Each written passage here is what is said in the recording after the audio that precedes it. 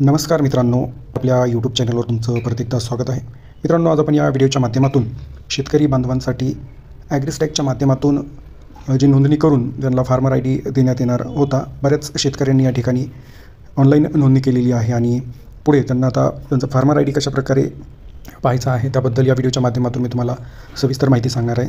तुम्हाला विनंती आहे, चॅनलला सबस्क्राईब करा, व्हिडिओ आवडला तर लाईक करा आणि इतर शेतकरी बांधवांसोबत पण शेअर करा. तर त्यासाठी तुम्हाला या वेबसाईटवर यायचं आहे. वेबसाईटची लिंक मी तुम्हाला व्हिडिओच्या डिस्क्रिप्शनला देईल. तिथे गेल्यानंतर तुम्हाला या ठिकाणी अशा प्रकारे इंटरफेस दिसणार आहे. यामध्ये तुम्हाला वरती या ठिकाणी अशा प्रकारे एक ऑप्शन आहे, चेक एनरोलमेंट स्टेटस. तर सिम्पली तुम्हाला त्यावर क्लिक करायचं आहे आणि याच्यावरती क्लिक केल्यानंतर पुढे अशा प्रकारे इंटरफेस येईल. यामध्ये तुम्हाला दोन ऑप्शन दिसत आहेत, एनरोलमेंट आय डी आणि दुसरा आहे आधार नंबर. जर तुमच्याकडे एनरोलमेंट आय डी असेल तर तुम्हाला तो आय डी या ठिकाणी टाकून खाली या ठिकाणी चेक याच्यावरती क्लिक करायचा आहे. आणि जर तुमच्याकडं एनरोलमेंट आय डी नसेल आणि तुम्ही रजिस्ट्रेशन केलेलं असेल तर या ठिकाणी तुम्हाला आधार हा ऑप्शन आहे, तर याच्यावरती तुम्हाला यावर टिक करायचं आहे. तर चला मी लाईव्ह दाखवतो. या ठिकाणी आधार सिलेक्ट केलं. आता आपण या ठिकाणी आधार नंबर टाकून घेऊ. चला या ठिकाणी आधार नंबर टाकू. तर अशा प्रकारे आपण या ठिकाणी आधार नंबर टाकलेला आहे. आता चेक याच्यावरती आपल्याला सिम्पली क्लिक करायचं आहे. चेक याच्यावरती क्लिक केल्यानंतर पुढे तुम्ही पाहू शकता आपलं स्टेटस अशा प्रकारे दिसणार आहे.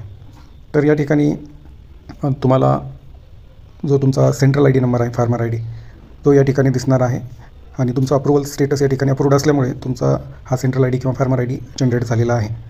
तर ज्या शेतकऱ्यांचं या ठिकाणी अप्रूव्हल स्टेटस या ठिकाणी पेंडिंग दाखवेल तर त्या शेतकऱ्यांचा सेंट्रल आय डी जनरेट झालेला नसेल आणि ज्या शेतकऱ्यांचं रजिस्ट्रेशननंतर अप्रूव्हल मिळालेलं असेल त्यांना या ठिकाणी सेंट्रल आय डी दिसणार आहे.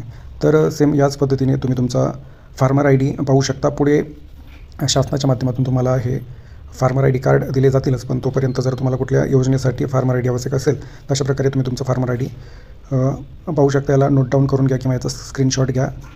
तर अशा प्रकारे ही महत्त्वपूर्ण अपडेट आपण जाणून घेतलेली आहे. व्हिडिओ आवडला असेल तर लाईक करा, जास्तीत जास्त शेतकरी बांधवांपर्यंत व्हिडिओ शेअर करा आणि चॅनलला सबस्क्राईब करा. थँक्यू मित्रांनो.